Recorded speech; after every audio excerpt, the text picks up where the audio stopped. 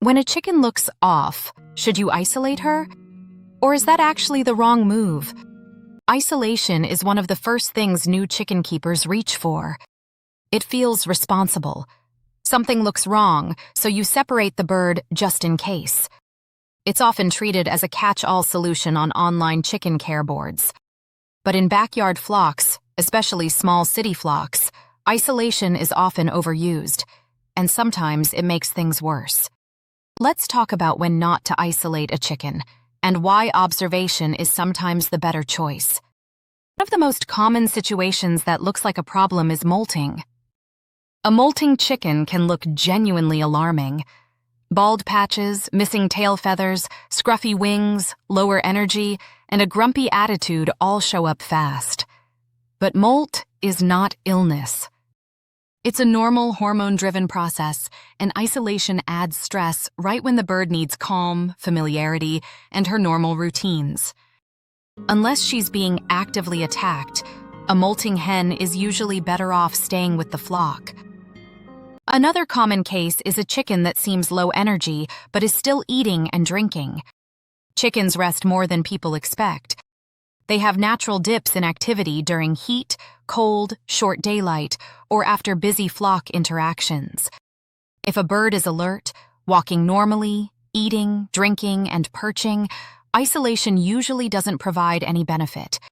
Removing her can actually increase stress hormones, which slows recovery from whatever minor issue caused the slowdown in the first place. You'll also see situations that look like bullying, but aren't. Bottom of the pecking order birds get chased. They get excluded from prime dust bath spots. They wait their turn at feeders. If there's no bleeding, no feather ripping, and no bird being physically blocked from food or water, this is normal flock behavior. Pulling one bird out often resets the social order, making reintegration harder later and sometimes increasing aggression toward her when she returns. Sneezing is another big isolation trigger that's often unnecessary. An occasional sneeze with no discharge, no facial swelling, and no smell is usually environmental. Dusty bedding, dry air, pollen, or a recent coop clean can all cause brief respiratory irritation.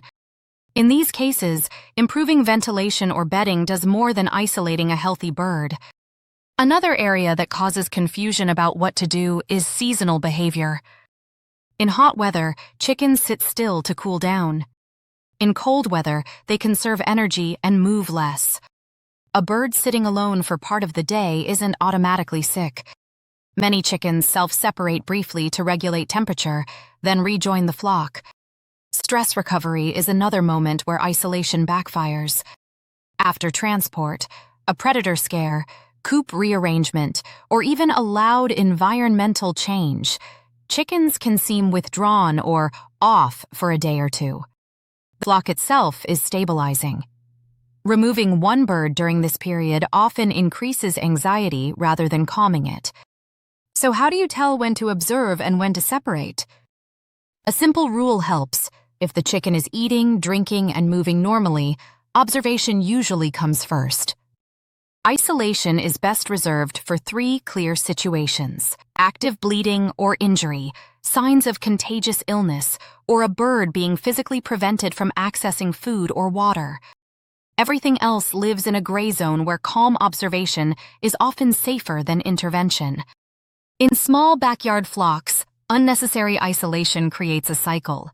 Stress slows healing, reintegration triggers social tension, and the keeper ends up managing problems that didn't need to exist.